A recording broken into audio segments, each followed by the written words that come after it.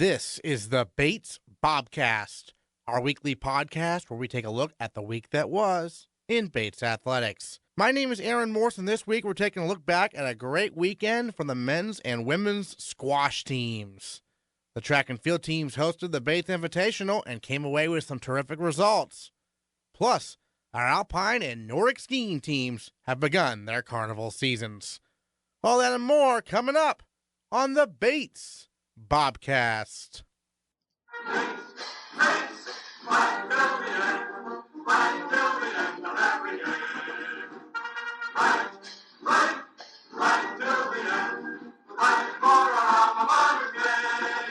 The men's and women's basketball teams dropped games to Connecticut College and Wesleyan over the weekend. Allie Capola scored a career-high 28 points in the women's team's loss to the Camels on Friday, and the men's team hung tough with number 24 nationally ranked Wesleyan on Saturday in a 67-64 defeat. The men's record in NESCAC play sits at 3-3, while the women are 2-4. The men visit Salem State this Wednesday for a non-conference game before hosting number 4 nationally ranked Tufts at 3 o'clock on Saturday. Meanwhile, the women take on the Jumbos this Saturday on the road at the same time. Our Bobcats of the week this week come from the men's and women's squash teams. Senior three-time All-American Ahmed Hatata went 2-0 over the week at the number 1 position for the number 18 nationally ranked Bates men's squash team. The Bobcats knocked off number 13 Franklin and Marshall 5-4 and number 20 Amherst 8-1. For his pair of 3-0 wins at the top of the ladder, Hatata was named the NESCAC Co. Men's Squash Player of the Week, and he's also our male Bobcat of the Week. Before we talk about this past weekend, which was great for the men's squash team, I want to talk about you a little bit in your senior year, finally getting the opportunity to play at number 1. How much have you been enjoying it all season? It's not that easy. It's it's actually it's tough, especially filling in the shoes of the former national champion Ahmed, and it was a huge loss. But I'm trying my best to fill in the spot and not let the team down. And I know you started the year tough one against Trinity, but you've run off 10 straight wins. So how nice it was to see yourself bounce back like that. It's always hard playing Trinity. Trinity's always they have the top players in college squash. We're actually going to play Trinity again in NESCAC, so I'm looking forward to that sweet revenge. Absolutely. And then this past weekend, you got that 18th ranking, and you got the 13th team, Franklin and Marshall. So that's a big match for you guys. And you guys got a 5-4 win. How dramatic, how exciting was that day there at Amherst? It was probably one of the best weekends of Bates squash during the past 4 years I've been here at Bates. The whole team was pumped up. Pat has been talking about this match for a while now. He's been pumping us up for it, and we've been getting ready for it since the beginning of the season. It was a good upset. It was actually a huge upset, and it secures us a place in the B flight.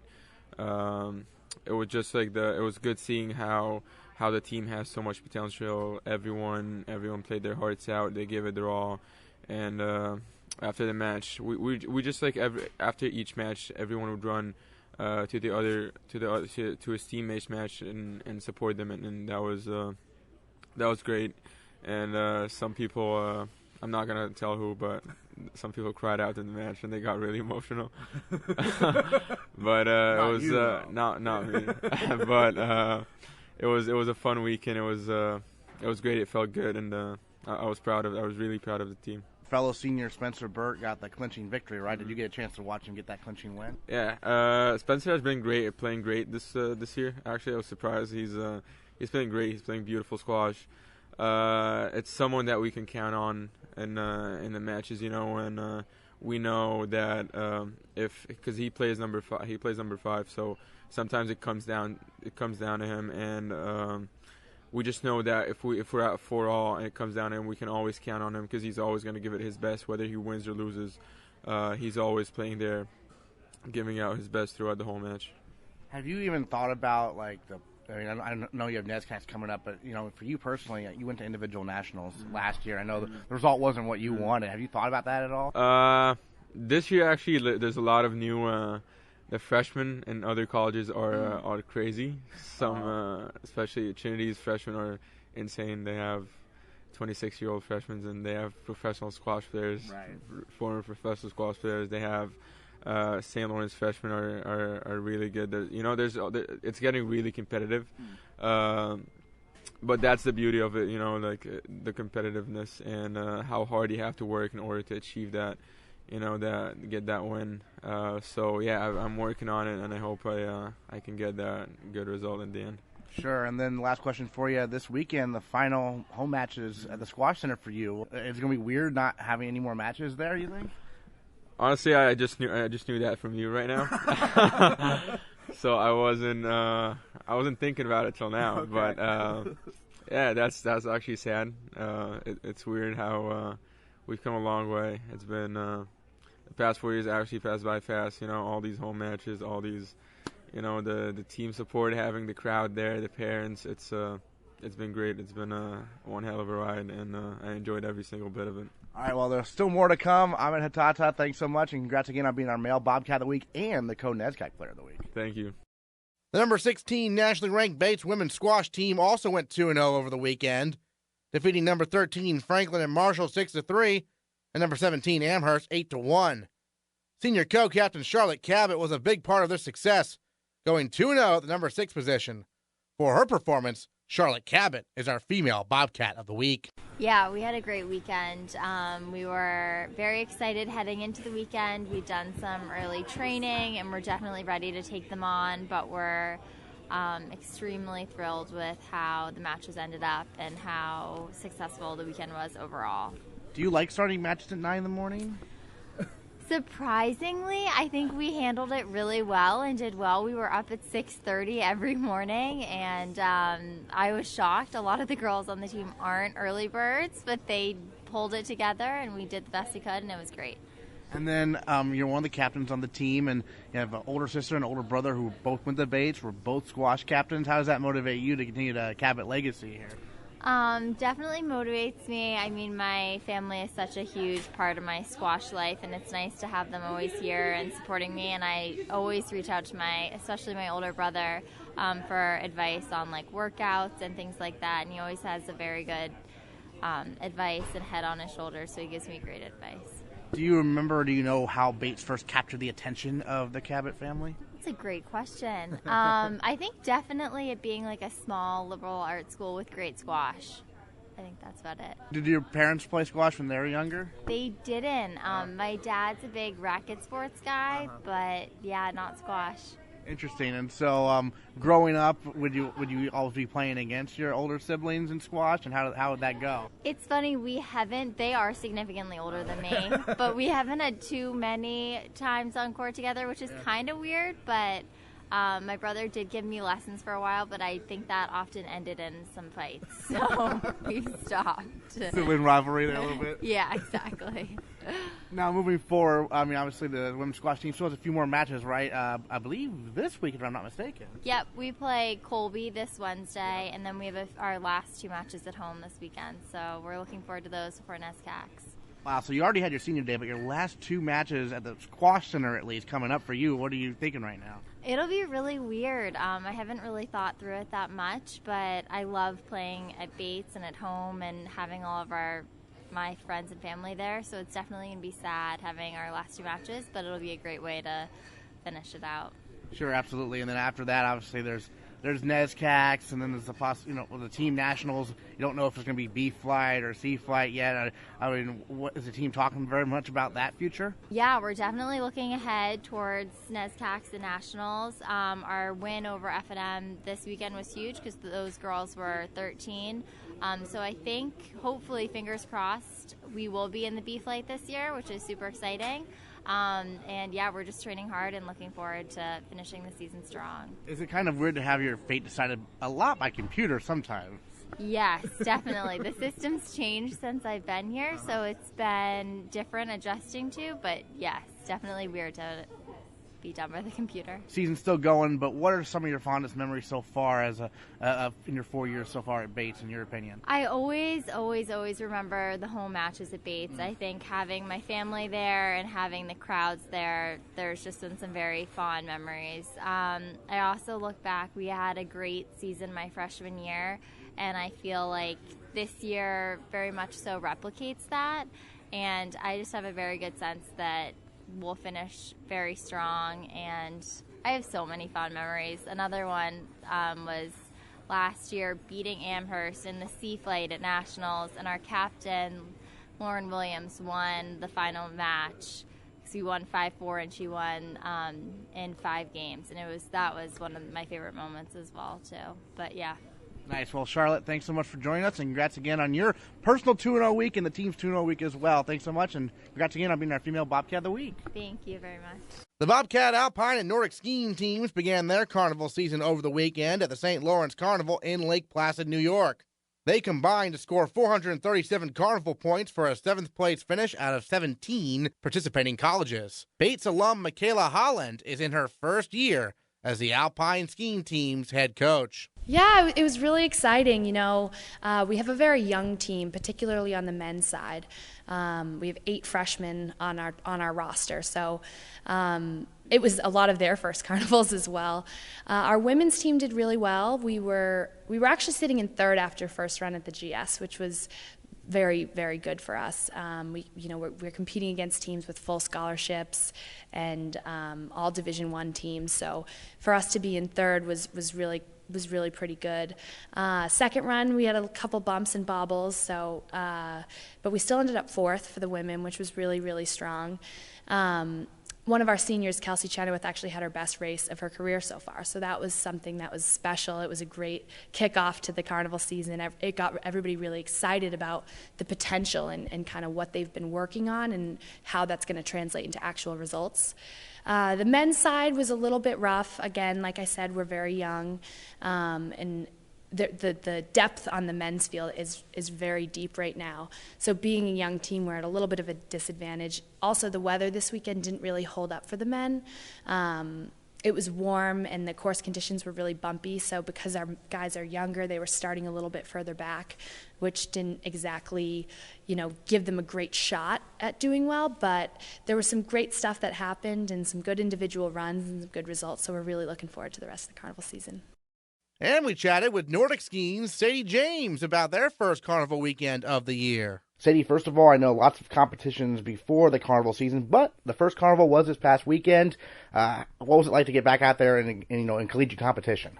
Yeah, it was really great. So we first, like you said, we raced earlier this break in Soldier Hollow, Utah for U.S. Nationals, which was great to just get a bib on and kind of get used to racing again. And we also did an Eastern Cup race right after finals. But yeah, so now we're back into the carnival season on EISA. It was really fun to see everybody again and just kind of be back in that atmosphere. As a senior, it's a little bittersweet, just realizing that like last weekend was the last time I'm going to race in Lake Placid. It's not like I'm going to be there next year or the year after. But it was really fun seeing our freshmen race for the first time on the carnival circuit, and they were just so excited, and it was a lot of fun. What's your advice to freshmen getting out there for the first time? We just kept telling them to have fun, relax and have fun, because if you stress about it, it's not going to turn out well. Everything's new, so you just have to accept that it's not going to be like any other racing you've ever done before, because it's just a whole new level of competition. And so just relaxing, having fun, but also taking it in, realizing that you're here. Great. And then for you personally, I mean, how do you think it went? I know the second day you were up there a little bit and had a little bit of a tumble, but tell us what happened there. I've been struggling with some of my downhill skiing abilities this always, but it seems to be a trend this year that I'm hoping won't continue. I just fell on a turn right near the right before the finish. So I lost about probably 10 to 12 seconds there, which bumped me back a bit, but it's okay. It was first weekend. I have 5 more weekends to kind of come back from that. But it was fun. We had a classic sprint on Friday for the first race, which, I mean, it was just a really fun race to go into because sprints are always fun. The atmosphere is always really exciting. It's so quick for a Nordic ski race. But it was a really flat course. So we actually did something that I don't think any of our women had ever done before, and the men have done it before, but we double poled the race. So we were on our skate skis, but double poling with just our arms because our skate skis are faster. Mm-hmm. So it was all upper body. And I've seen a lot of guys do it before, but I personally had never done it. And it was really cool to do that and just kind of see how it all unfolded. It was fun to sprint again because, I mean, in college we don't sprint that much. And so we had sprinted in Utah, but before that I hadn't made the heat since I think I was in the sophomore at Bates. So it'd been a few years. So it's just a really fun day. And then Saturday was also a great day. Our coaches were great with our skis. They were ripping down hills and gliding up, which is exactly what you want. But yeah, it was a great first weekend. I know you paced the team in the sprint, and the next day Laurel Fiddler had her career best performance. How cool was that to see? Oh my gosh, it was so exciting. Laurel's been having a great season so far, and it's really fun seeing that because I've trained with her all fall, and I've trained with her for 4 years, and so I know how hard she's worked. So seeing everything come together for her is super, super exciting. Great, and then what's next for the Nordic skiing team? So we're heading out on Thursday afternoon, going to Jackson, New Hampshire for the UNH Carnival. And UNH is actually hosting NCAAs this year, so we're racing on the course that NCAAs will be held at, which is exciting. I guess some motivation for the future, right? Exactly. All right, well, Sadie, thanks so much for updating us on all things Bates Nordic skiing. Thank you. The track and field teams hosted the Bates Invitational over the weekend and put together some tremendous results against Division I Maine and Bryant, as well as several Division III teams. The women's team won the Division III scoring with ease, with 252 points to 119 for runner-up Husson, followed by Keene State, St. Joseph's, Maine Farmington, and Southern Maine. Facing Division III and Division I competition, the Bobcats won 6 events, with senior captain Allison Hill winning the 60-meter hurdles in a season-best 8.9 seconds, junior Sally Cisse winning the triple jump, senior captain Jessica Wilson winning the 1,000-meter run, first-year Olivia LaMarche winning the 5,000-meter run, senior captain Claire Marconic taking home the top spot in the 400-meter dash, and sophomore Katie Barker winning the mile in 5 minutes, 12 seconds. The men's team also emerged victorious in their meet, tallying 264 points. Runner-up Keene State finished with 74 points. The Bobcats won 5 events, facing Division I and Division III competition.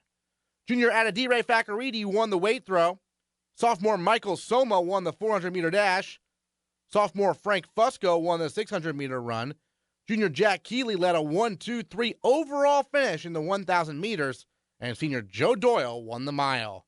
Women's track and field head coach Jay Hartshorn joined the Bobcast to recap the Bates Invitational. What's that experience like for you to be hosting such a big meet with Division I teams and Division III teams? We're always really excited to host, so we probably put even more effort into it than we necessarily need to. And part of that is because we're sort of on an outlier in where we're located, so we want to make sure that when people come to our meet, that we stay on time, that's really well officiated, that every sort of piece is covered, and if something's happening during the meet, we want to sort of catch a mistake or fix something then, so we're not having to go back. So in some ways we probably make it a little bit more complicated than it has to be, just because we want to do a really good job. And then obviously the Bobcats did a great performance there at the meet. Who are some athletes who stood out to you? We had a bunch. One thing that was really nice is right now we only really have one healthy weight thrower, and she had a really big PR. That's Katie Hughes, and also had a lifetime best in the indoor shot, which was really great because that's just a place we're sort of low right now because we have someone who's sick. So those are going to be really important points. And then we have a ton of just new kids that don't necessarily have a lot of track experience, and a lot of them took big steps from last week to this week. We're still battling a few illnesses that are going around campus because it's that time of the year. But, someone like Sarah Schultz stands out to me in the hurdles, just doing way better than she did last year. We have a bunch of younger women in the 400 who should all be able to score at states. And then we also have, pretty strong middle distance and distance, but that would be expected coming off of cross country. Right, exactly. And then I guess, for the younger athletes, the first year as the sophomores who don't have nearly as much experience of the Sally Cisse's, the Allison Hills, you're really just not looking necessarily for where they're finishing. It's more like, can they improve each and every time, right? Yeah, we're looking over the next, 2 weeks to kind of make another step with them so they're able to get points at our state meet, which is really important to us. But really, the roster looks pretty different than I thought it would be, around at the end of the year last year, just because we had so much interest in our team, and I think it's going to pay off. They're working hard. Some of them just don't know a lot about track, but that's kind of what makes it fun and exciting. And then our upperclassmen, who are the ones that know more, are also sort of in good leadership roles and mentoring roles, and that's been good for them too, because it kind of gives them something else to do during the meet, and they sort of see how valuable and how much other people sort of need them to step up and help them through the experience. One of those upperclassmen, Sally Cisse, obviously All-American in the triple jump, but adding a few more events this year, right? Yeah, she came in, I mean, we all know this as a pole vaulter, and then I've always been like, okay, you have to do one other thing, you have to do one other event, and we've sort of gone back and forth on what it should be, but now we've really settled that she can be a good long jumper. You can't be as good of a triple jumper as she is without being a good long jumper, and then her dash has come along nicely too, so that's really important for us to have someone who's so talented, to be able to use them in more than one event. And then you had the pentathlon the night before the main event, the invitational itself. How'd that go? We were really happy with that. We had a group of 10 people, which is a lot on the women's side. Last year it was 4. So the women at first were feeling like, oh, there's not going to be enough people. Then I said, oh, there's 10. And they were like, there's too many people. Well, you can't have both ways. But 10 ended up being a really good number, and that was for Shusti, that was the first time she's ever done one, and she's the one who said this year, I want to do that, and she's very good, very, very good at 3 of the events, and shot put she's just learning, and that was the first time she's run anything over 200 meters since she was at Bates, so she was really nervous about the 8, but she was fine. And then Lindsay Beauregard has always been a little bit better in the heptathlon, but I think that was a good step for her in the pent, because she's just pretty solid through everything, and she doesn't really have a weakness, and she's a really good thrower. So that's why she does better outdoors in the heptathlon, because she's a good javelin thrower, and so many of the women are not good javelin throwers. So that really is what sets her apart. But for her sort of first step, that was really good too, and they're basically about the same. There was only like 15 points or something between them, which is sort of good for their competitive level and like what they're doing, that they really feel like they can kind of work through events together. Great. And then what's up next? What's coming up this week here for the women's indoor track and field team? So we're taking 9 people down to BU on Friday to run on the bank track. So we're just bringing runners, mostly middle distance runners, and then a few sprinters that can get the benefit of the bank track, and then Allie and the hurdles just to get the good competition.